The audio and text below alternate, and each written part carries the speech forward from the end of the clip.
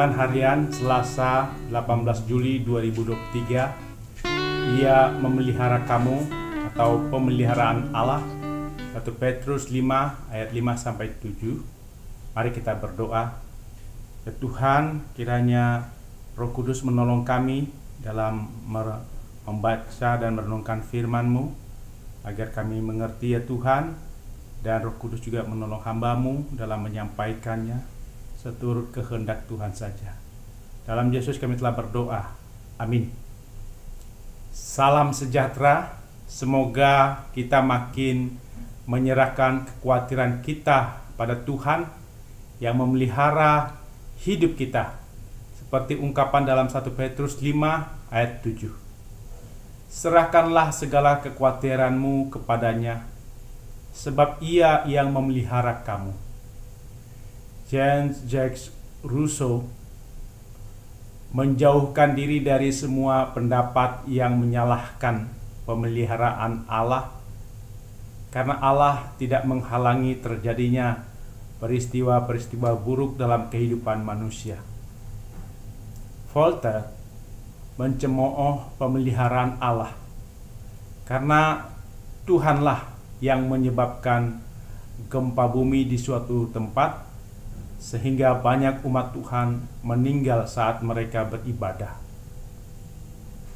Rousseau menasihati Voltaire agar tidak menyalahkan Tuhan, sebab tindakan manusia sendirilah yang tidak bijaksana. Beberapa orang setuju dengan pendapat Rousseau ketimbang pendapat Voltaire. Benar bahwa banyak bencana menimpa manusia. Itu disebabkan oleh keputusan manusia, bukan karena Tuhan marah.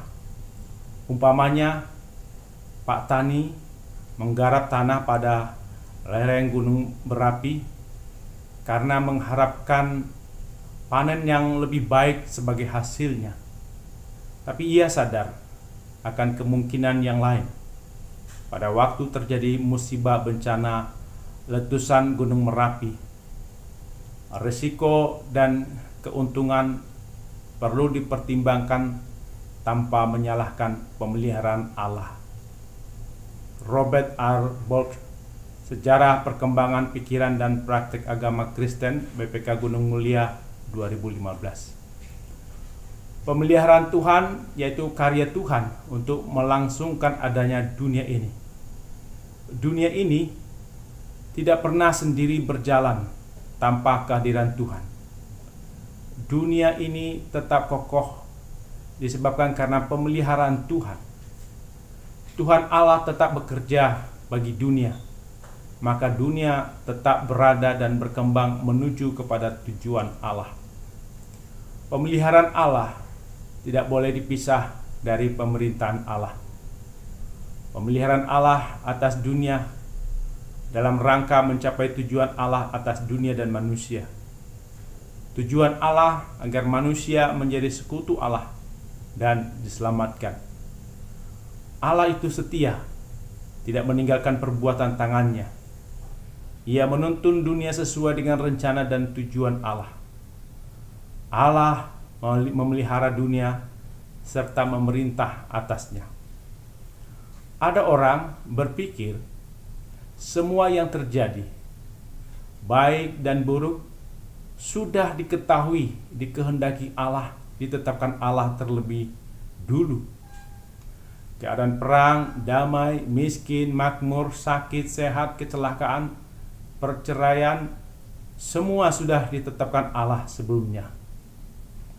Semua perbuatan kita yang baik dan jahat sudah ditetapkan Allah terlebih dulu. Karena itu disebut takdir Allah. Manusia tidak bisa mengubah takdir Allah.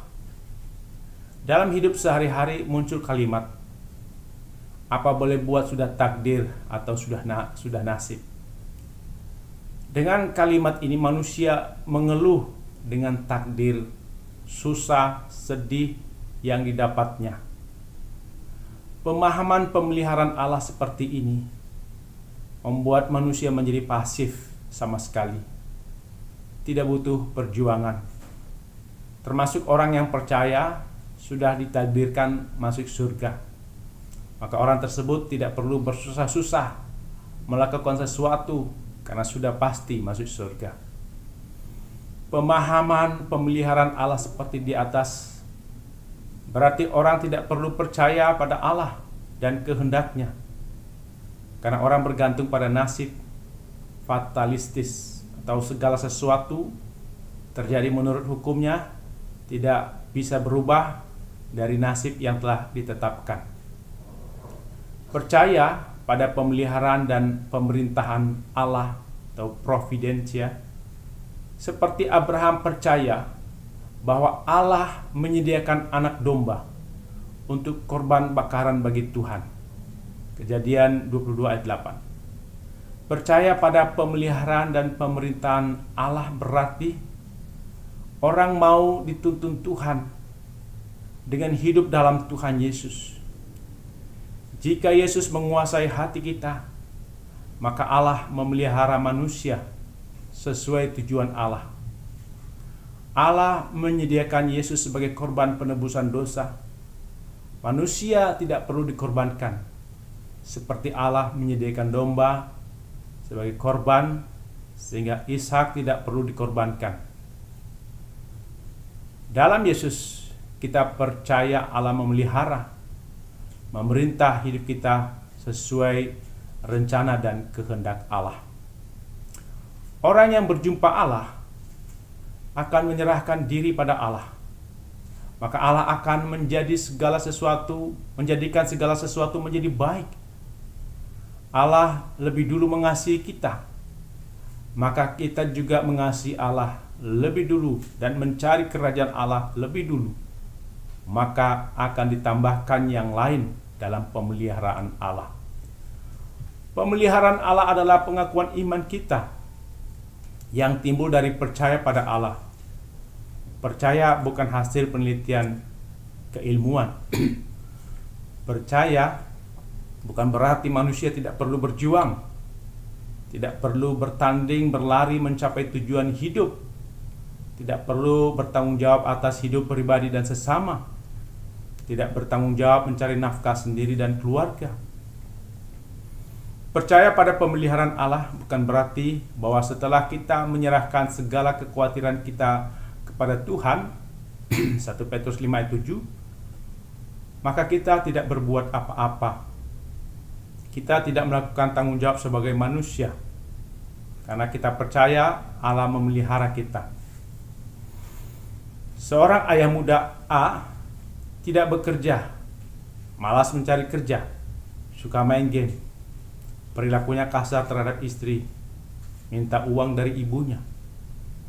Istri A kesal melihat perilaku suami, ditambah sikap kasar A.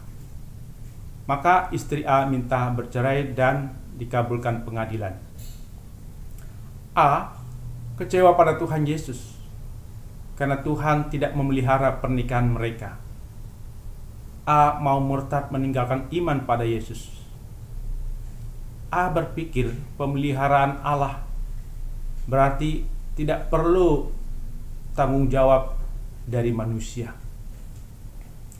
Percaya pada pemeliharaan Allah berarti manusia sebagai gambar Allah akan melakukan tugas dan tanggung jawab dalam kehidupan.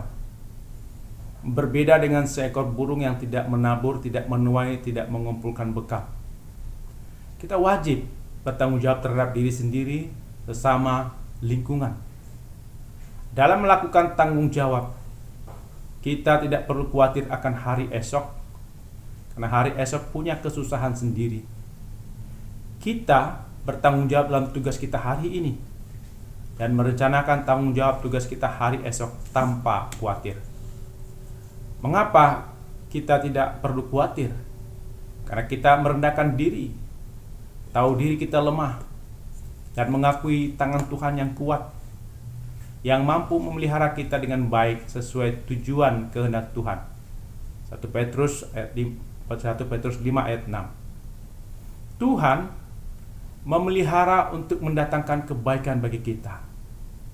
Kita menyerahkan kekhawatiran pada Tuhan, kepada Allah pemelihara yang kuat dan hebat.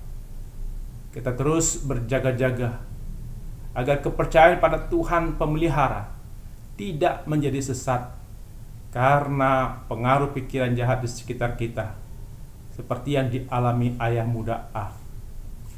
Kita membuka hati agar Allah menempati hati kita dan menyucikan kita. Tuhan menjadi raja di hati kita yang berkuasa penuh, memelihara seluruh hidup kita, seperti ungkapan dalam PKJ 122 ayat 5. Bukalah hatimu jadi tempatnya, agar Dia masuk menyucikannya. Dialah Rajamu, kuasanya penuh, yang memelihara seluruh hidupmu. Amin. Mari kita berdoa. Ya Tuhan, mampukan kami makin rendah hati untuk mengakui tangan Tuhan yang kuat, dan kami menyerahkan segala kekhawatiran kami kepada Allah yang memelihara kami, serta terus berjaga-jaga. Dalam nama Yesus kami berdoa. Amin.